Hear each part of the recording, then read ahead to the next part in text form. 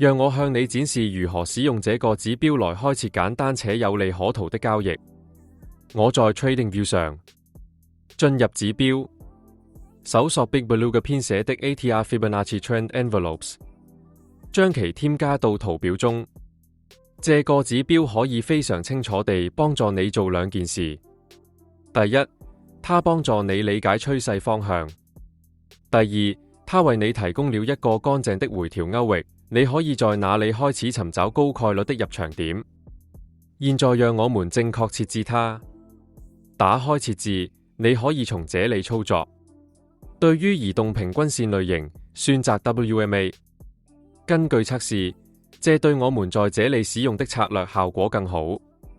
將移動平均線長度保持在100，因為那已經與該指標很好地配合。將 ATR 長度保持在100， ATR 乘數保持在3。這些設置已經鉗對此設置進行了優化，因此無需不斷更改所有內容。現在讓我們理解你在圖表上看到的內容。首先是這條主要速勢線，當價格高於它時，該線變為藍色並保持在價格下方。這告訴你市場正在上漲，可能處於上升趨勢。當價格低於它時，該線變為公式並保持在價格上方。這告訴你市場正在下跌，可能處於下降趨勢。然後我們有口袋，這個中式區域連同穿過它的灰線，是使用 ATR 和斐波那契比率構建的。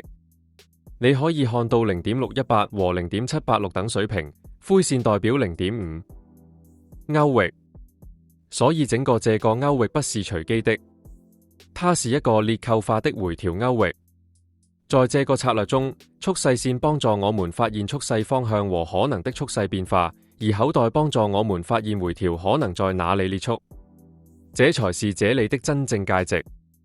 該指標不僅說趨勢向上或向下，它全顯示了價格在繼續之前可能在哪裡回調。現在讓我們談談儀表板，因為這是該指標的另一個有用部分。因此，如果我們再次打開設置，如果你在設置中向下滾動，你可以為儀表板選擇4個不同的時間框架。這可以讓你快速查看多個時間框架上的市場狀態。第一列告訴你每個時間框架是處於上升趨勢還是下降趨勢。如果價格在該時間框架上高於速勢線，則顯示上升趨勢；如果價格低於速勢線，則顯示下降趨勢。因此，你立即可以檢查你當前的設置是否與更大的途徑一致。第二列告訴你價格在這些時間框架上是處於口袋內部還是外部。這很重要，因為在這個策略中，當價格處於口袋內部時，回調入場變得更加有趣。因此，例如，如果你在15分鐘圖表上交易並尋找買入交易，那麼如果1小時和4小時圖表也顯示上升趨勢，那就更好了。如果價格在其中一個或多個更高時間框架上也處於口袋納部，那麼設置就變得更強。該指標旋顯示一個向前投影。默認情況下，它使用當前的變化率投影接下來的50根 K 線，這意味着它將速勢線和口袋延伸到未來。這可以幫助你更清晰地規劃可能的回調區域、訂單放置和整體交易裂扣。現在讓我們進入實際的交易策略。您是否覺得身邊的每個人都在從人工智能中受益，但您卻不知道從哪裡開始？不要再等了，今天就開始吧。我們的免費交易機器人使用簡單，由人工智能驅動，每天可為您帶來高達1%的利潤。已有5萬多名會員加入。現在就點擊下面的鏈接獲取免費使用權，這是你利用人工智能的力量向財務增長邁出一步的機會。讓我們從預設設置開始，假設價格之前高於線，然後線變為公式並移動到價格上方，這是我們第一個信號，表明可能的下降趨勢可能正在開始。但現在我們等待。我們希望價格至少回調到灰線，理想情況下進入中式口袋。這個回調很重要，因為它告訴我們新的看跌壓力是否真的足夠強。如果下降趨勢是真實的，那麼回調應該會遇到困難，價格應該會再次開始下跌。一旦價格觸及灰線或進入口袋，我們觀察 K 線。如果開始出現看跌 K 線並且價格開始拒絕該區域，這是回調可能正在結束的第一個信號。但對於最終確認，我們使用簡單的價格行為。在回調發生之前，價格形成了一個擺動低點，該低點可以充當支撐，因此我們標記該低點並等待價格收盤於其下方。如果價格突破並收盤於該水平下方，則看跌反轉得到確認。在這一點上，在實踐中，你可以進行溢出交易。如果前一個擺動高點太遠，那麼與其將止損設在那裡，不如將其設在突破 K 線上方或突破裂扣略上方，如果那是更合理且更緊湊的水平。然後目標可以設置為 1.5 倍的風險回報比。因此，溢出交易設置非常簡單。第一，線變為公式並移動到價格上方。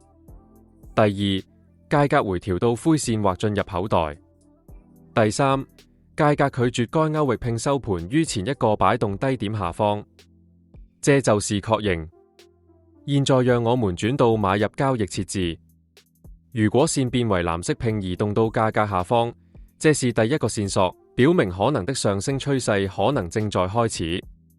但同樣，我們不立即買入，我們等待回調。我們希望價格至少回到灰線，理想情況下進入口袋。這個回調幫助我們判斷看漲動能是否足夠強勁以擁持。現在，當那個回調發生時，價格在回調之前通常會留下一個擺動高點，該高點可以充當阻力。因此，一旦價格觸及該線或口袋並開始再次嘗試向上移動，我們就標記那個擺動高點並等待突破。有時價格會測試該線一次，向上移動，未能突破高點，然後回來再次觸碰。沒關係，你保持耐心。你只需不斷更新重要的擺動高點，並等待在其上方的檔收盤。一旦價格最終收盤於該水平上方，看漲反轉得到確認。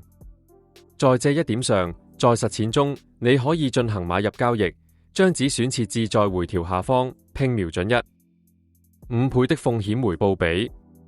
因此，買入設置也非常清晰。